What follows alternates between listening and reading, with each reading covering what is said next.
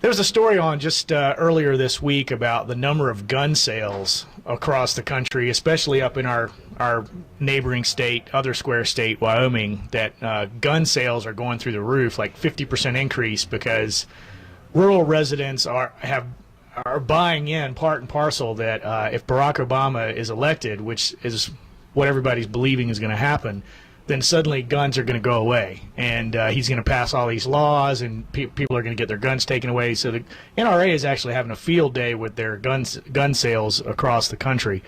But this is just a myth. I mean, Barack Obama has said patently that he supports the Second Amendment, and I wanted to play a clip. I got to interview Ray Schoenke earlier this year, who he's a former Washington Redskin, and he started the Hunters and Shooters Association as a group kind of on par with the NRA as far as Second Amendment rights, but they also look at conservation.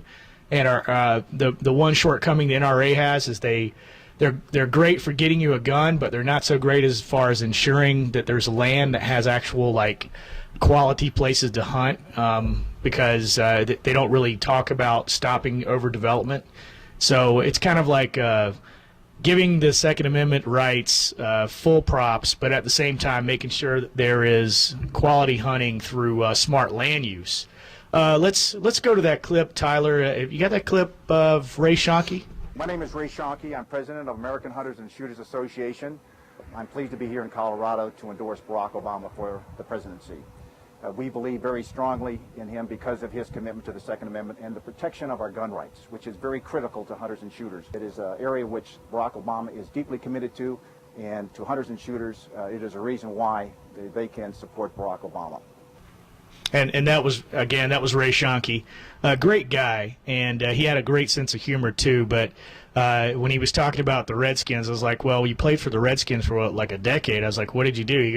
He says, "I was a blocker, so my job was to make other guys famous." And basically, he blocked for some great running backs. But he just a great guy, great sense of humor. So I just wanted to put that out there, for you gun advocates, gun owners, people like hunters, people that want to just have the freedom of the Second Amendment. Barack Obama is not going to take that away. Living liberally and drinking liberally, we started and have gone a few times to do shooting liberally, to show that there are liberals who enjoy and can safely enjoy the Second Amendment. We've gone target practice, target shooting, and I've actually got a target that says shooting liberally, aiming for democracy, and I actually got a pretty good grouping with the Friends 357.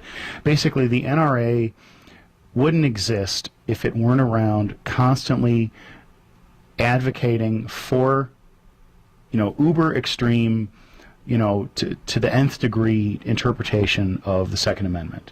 And the unfortunate thing is that well-meaning people who want to allow people to enjoy the Second Amendment, but also have to consider safety of residents in cities where there is bad, gang violence, gun violence.